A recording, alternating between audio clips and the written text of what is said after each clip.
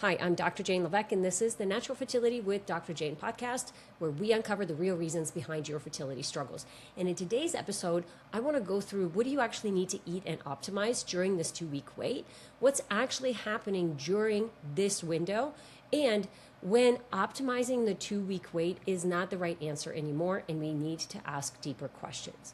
So the 2-week wait is probably one of the most challenging times for a woman. You are hyper aware of every single symptom, and you are literally just waiting every day to see if you can take a pregnancy test or not.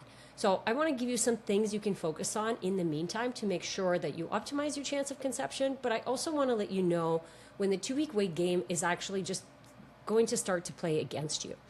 So it's, like I said, it's probably one of the most difficult times for a woman, and it can be this emotional torture that you are almost dreading the 2-week wait, and then you're dreading your menstrual cycle. And a lot of women see how much they can distract themselves. It's a window of an opportunity for implantation to happen if fertilization happened.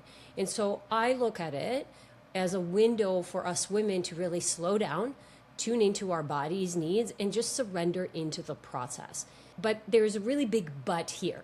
If you have been doing the 2-week wait period for years now, we actually need to focus on something completely different. So let's get into it.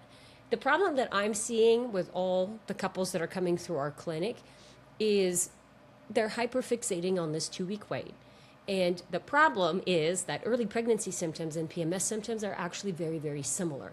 So it's hard to tell them apart, especially if as a woman, you were never super in tune with your cycle, especially if you haven't really tracked your data for a long time and you don't know the variance between ovulation from the right side versus ovulation from the left side. And there is a variance. There's not a single cycle that's the same. And then I also see that women tend to just focus on all the symptoms in that 2-week wait period instead of what is it that I can do to support my body during this time. And for those of you who do focus on the different foods and the nervous system regulation that you can do, you tend to just overwhelm yourself with doing everything at once. And then there is very little intention behind the action. You don't know what's doing what. You're essentially just overwhelming yourself because, let's face it, there's a lot of information out there. So what I will tell you in terms of the pillars that I focus on with my patients when they're going, that we focus on in the clinic when they're going through the 2-week wait, is the most important thing is that you're actually really intentional about everything that you're doing. So everything that I'm going to go through, you do not have to do all of the things. You do not have to do everything. It's the little things that you do that end up adding up, and it's how intentional you are and how fully present you are with all of this. I'm going to give you an example. So most women know that they need to eat more protein. And so what I see now is women slamming and stuffing their bodies with protein without really taking the time to slow down and eat. So they're still in that fight or flight instead of rest and digest state, so the sympathetic versus the parasympathetic nervous system. And now they're not even thinking about the quality of that protein. Where did it come from? How it was processed? Who cooked it? How long has it been on the storage shelf? What am I eating with that protein? What is the state that I'm in when I'm eating that protein? Is it a well-balanced meal, or am I just adding more protein powder, or am I just trying to get protein bars everywhere I go because I know I need to be eating protein? So the point is that everything that I will introduce to you in a second here, I'd rather see you do only a couple of things, but do them really well and see if you can spot the difference. And I'm going to give you an example that I had. We recently moved to Idaho, and we have a lot of really great farmers markets here. And when I go to the farmers market, I try to get the food that's, the freshest. I look at the farmers that intrigue me the most, that I don't want to say vibe with, but I just like their booth the most.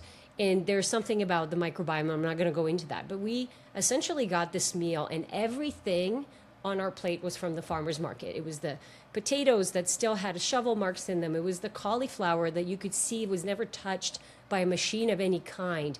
And the different colors, and it was misshapen in the way that it was so vibrant and yet so, unperfect, that what we see in the grocery store.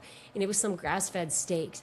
And that meal was just so incredibly delicious. Both my children obviously devoured it, but both my husband and I looked at each other and we're like, God, that is such a good meal.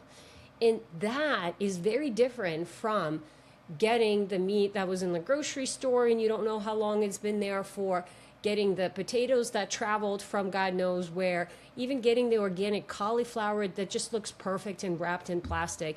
And so I say this because the challenge is to have that meal every day and for all days of the week, which is a challenge for all of us.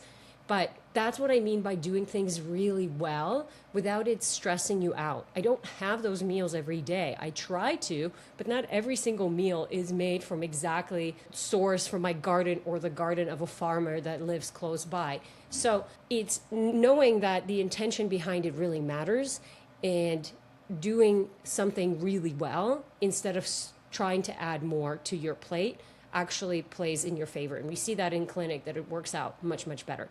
So here are the main two things that I need you to focus on. We're going to talk about what to eat and optimize, what to eat from a obviously food standpoint and what to avoid, and then some nervous system and lifestyle recommendations. So what happens after ovulation? The body is shifting into building state, then progesterone is rising. That corpus luteum is going to produce progesterone. You're going to see that lining transform within the uterus. The uterine immune environment is changing to allow implantation. So basically, implantation happens anywhere between day, I would say 3 to 7, and on average, it's about 5 days post-ovulation. And the embryo literally has to burrow itself into the uterus. And so that means the immune system of the uterus has to change. The immune system downregulates in the second half of the cycle for women, and it does that with the help of progesterone. And that's why progesterone needs to be dominant in that second half of the cycle for that implantation to happen. But as the uterine environment, the immune system basically downregulates, it allows this foreign DNA to come into the system.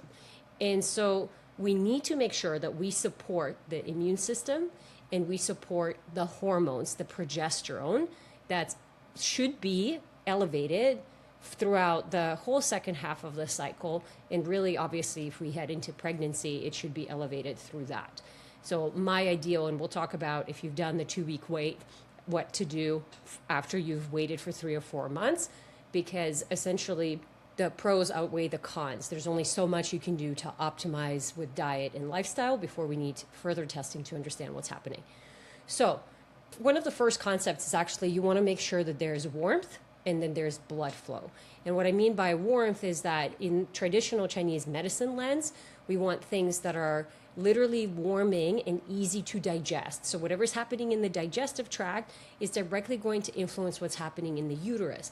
The uterus and like the reproductive system and the GI system are not that separate in physically. It's literally all in the same abdominal cavity. And if the stomach is very cold and there's a lot of loose stools or diarrhea or even you're constipated, all of that is essentially being communicated throughout the system. So we want things that are very easy to digest, and we want things that are going to be very warming for that environment. And just think about like when things are warm, how much better blood flow is versus when things are cold, you constrict. And I remember a patient, she had such painful periods, and she just was so cold. Her uterus was really cold, and she could put her hands on her belly and feel how cold her uterus was. And she was just used to eating the green drinks and drinking the green drinks and eating all the raw salads and raw veggies. And as soon as we just warmed up her uterus, literally with some castor oil and some red light therapy, her 10 out of 10 pain went down to like a 2 out of 10. And of course, she had some more clearing to do. But just think about if we want something to embed into the uterus, we need blood flow, and in order to have good blood flow, you need warmth. So that's, from traditional Chinese medicine, you're thinking about cooked things, soups and stews and roasted veggies, bone broth for glycine and collagen. You're thinking minerals, ginger and cinnamon for circulation. And you really want to make sure for blood sugar stability as well, cinnamon is really powerful. Dark leafy greens for your iron and your folate and magnesium. Beets are fantastic for blood flow and also help support with some of the estrogen clearance.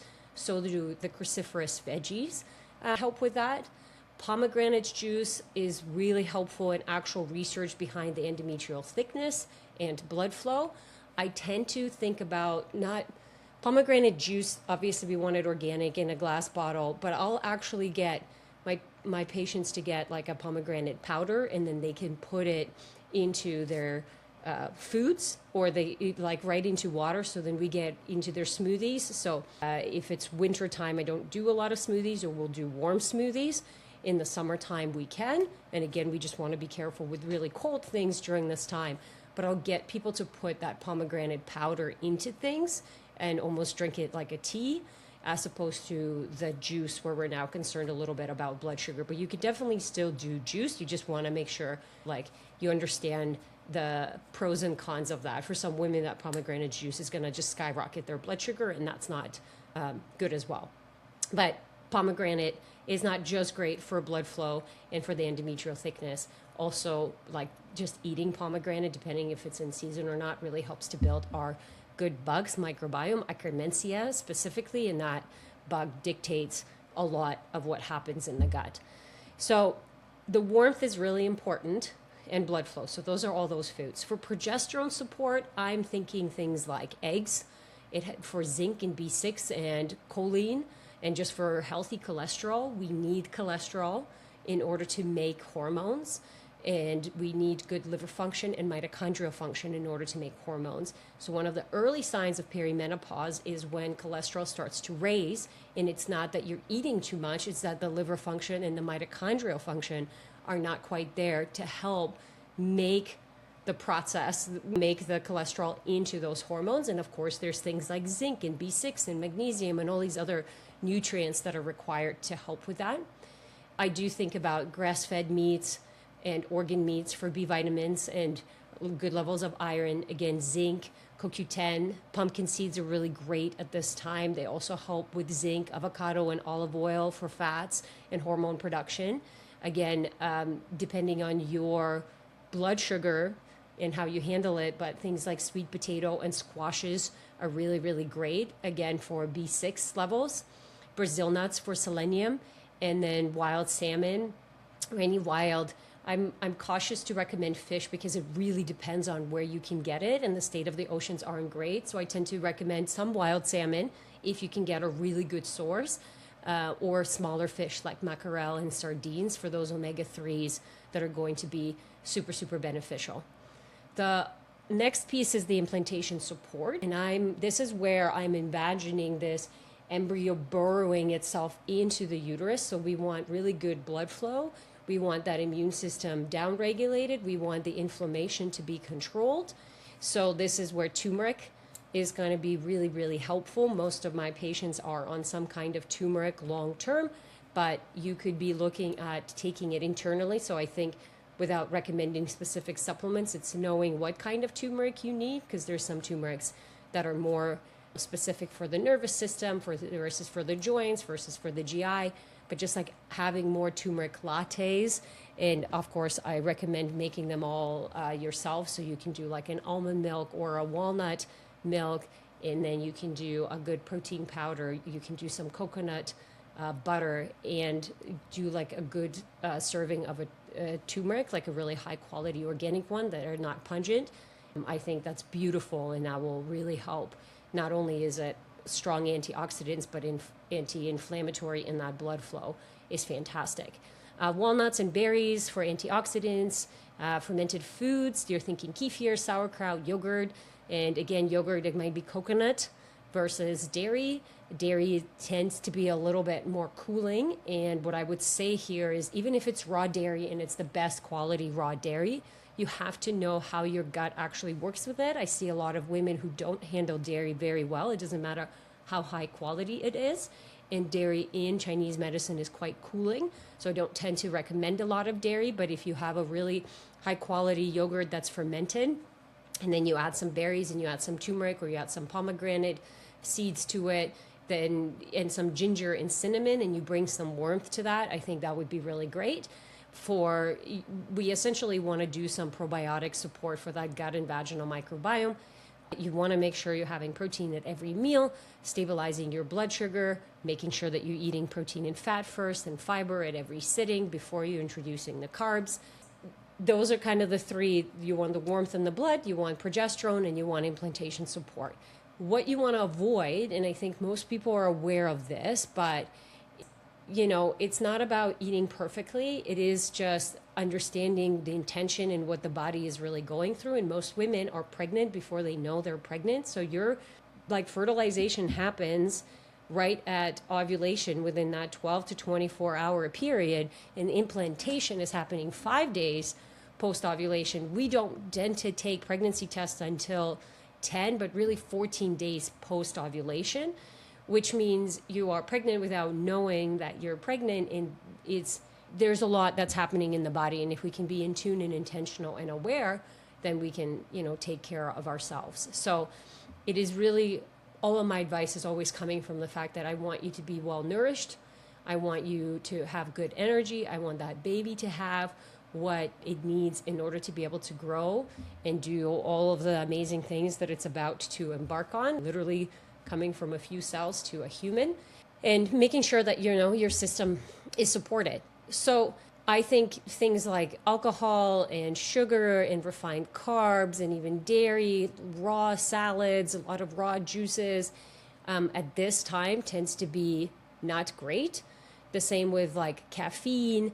If you are used to having coffee and you're not super sensitive to it, having 1 cup of coffee a day is totally fine. If you're having multiple cups of coffee a day and you're relying it on a source for energy, usually the body doesn't have that energy. And so then I'm concerned that you don't have the nutrients, the stores that we need for the baby to grow and do what it needs to do in the next 9 months. I also think it's just really important to get rid of all the inflammatory oils, your canola, your soybean, your corn, and like I said, cold and raw foods and just things that are really hard to digest. You want to try to avoid that as much as possible and balance it out. So that's the food component. Let's talk about the nervous system and lifestyle. So things that matter are your basics, and they just really matter. So your sleep is really important. If you notice that you don't sleep well in that second half of the cycle, I'm almost always thinking what's going on with progesterone. And if that progesterone is not high enough, then that nervous system is going to be a bit more dysregulated. You're going to feel a little bit more anxious, and then the immune system is not downregulated and the inflammation is slightly higher. So it's all intertwined and it's all connected. And I don't want you to stress about every single thing because there's a lot. This is where we need to practice boundaries and just canceling out the noise and sticking to the basics. So do the best that you can, getting the highest quality sleep that you can. The easiest hack for you is to turn off your phone and do not bring it into the bedroom. I actually use a blocking app on my phone. So at 8 p.m., everything shuts down. I can call people. And I have access to like my Oura Ring and my like glucose monitor data. That's it. There's no social media. There's no work apps. There's no emails. There's no even text messages. My phone just basically shuts down from 8 to 8 or 7 to 7, whatever you want to set it at. We, like my husband and I, do not bring our phones upstairs. We leave them in the kitchen. That's where our charging stations are. And if people ask us what alarms we use, you can literally buy a $10 or $15 or $30 alarm on Amazon and use that. We actually just tend to wake up with the sun now. And, not necessarily with the sun every time, but we just our circadian rhythm has gotten used to it. So I'm almost always waking up between anywhere like 6:45 to 7:45 is my hour window. And it just depends on what happened the day before. And that window works for me in our schedule. So I think that if you can get your phone away from your bedroom, you'll do much, much better. I think movement is really important, and making sure that you get lots of walking and stretching. And again, from that perspective of blood flow and cortisol, when we go out for a walk in nature without our phones and we're just tuning in, our cortisol levels go down. And there's so much research that shows that. So if I can get you to do that, you'll feel great. This is not the time to do a lot of high intensity exercise. It is not the time to push your PRs. It is not the time to try to prove something. And I'll talk about if you've been stuck in this 2-week wait for years, we actually need to get you out of that phase and focus on something else. So really, really important that you don't overdo it on your system, because there's a lot that's happening, and that progesterone is so important, yet because it's really high on the sex hormone chart, it will donate itself, if you will. So if we need more cortisol, if we need more testosterone, if we need more estrogen, progesterone will convert into those. And as my mentor says, progesterone is the slut of the hormones, because it will just give, it's just such a giving hormone. So we need to keep it around, which means we need to make sure we don't give it the opportunity to go anywhere else. So managing our cortisol with a sleep and gentle movement, you can still do some workouts. You just can't push yourself. I would also say no overheating. I'm recording this in the summer, and when it gets really hot, women, especially during pregnancy, you don't regulate. The hormones are higher and elevated, so your temperature goes up. But you just don't regulate the temperature as well. And then the baby obviously doesn't have any cooling mechanisms. So you want to make sure that you're staying nice and cool. So if you're listening to this in the summer, or you live in an environment where it's always hot, just, be careful not to overheat. And essentially, the more you can bring your stress down, that nervous system regulation is just really, really important. Your body is focusing, it's doing a lot. Like, it's literally trying to build a baby from scratch. There's a lot of demands on making the hormone, making the HCG hormone, making more progesterone, making the placenta, building the baby. The energetic needs and nutritional needs are really, really high. And what tends to happen in that first trimester for women is they get sick, and whether they get tired or they get sick and they can't eat anything, we then rely on the sources that the woman has. So this is why I like women preparing themselves and optimizing their nutrients as much as they can before they go to conceive, because if that first trimester they don't eat anything, or they eat saltine crackers all day, I feel good knowing that at least they either taking some supplements, or we really optimized that tissue beforehand. So those are all the things that you need to do. Now let's talk about when the 2-week wait is now no longer a window, and now it is a way of life. So let me just repeat that one more time. The 2-week wait is meant to be a window, not a way of life. In my practice, what we recommend is that you give yourself 3 to 4 months of trying to conceive before we start an investigation. I'm not talking about going to IVF and signing up for IUIs or ART. I'm talking about we gave the body 3 to 4 cycles. Something is missing. Let's look at what it is.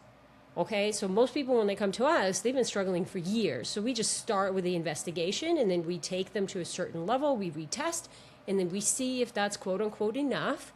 And we generally try to recommend based on what we see in the lab tests, because there is times where we say you can try naturally. It's unlikely, but who am I to say that it's not going to work? The most amount of time we're going to quote unquote spend on this is 3 to 4 months. And then after that, we need to make a decision. Otherwise, the journey just prolongs, and that window closes for you to be able to have a child. So if you're cycling more, it's been more than 3 to 4 months without conceiving, I just want you to know that's not bad luck. It's actually information for us, and it tells us that it's time to get tested for both you and your partner. I want to look at your hormones. I want to look at his sperm. I want to look at your microbiomes for both of you. I want to look at your methylation. I want to look at your nutrient levels, inflammation, thyroid, blood sugar. It's not just about the endometrial receptivity and immune factors in isolation. Is fertilization even happening? Are the egg and the sperm, meaning is the sperm even swimming up there? Is the egg even properly ovulating and maturing? There is so much. Honestly, the more I research and dive into the fertility world and support our patients through pregnancy, it's insane to me what has to happen. And it's insane to me that I see certain people get pregnant. Like I saw a woman on the beach who's vaping with a baby, and it was just like, those are hard things for me to see, just like I know it's hard for you to see that, especially when you've been busting your ass, doing everything that you can. And then you see someone who is literally putting a poison in their body, and they are still doing it, and they have 3 children. You're like, how is this possible? So It's wildly unfair, but I think it's important to just remember that everybody's journey is their own individual journey. And what we tend to see in practice is those adults who have now grown up who are like, oh yeah, my mom vaped when she was pregnant with me, or they smoked when I was born. She didn't smoke when I was pregnant, but so I just want you to know that generationally, I don't think it skips.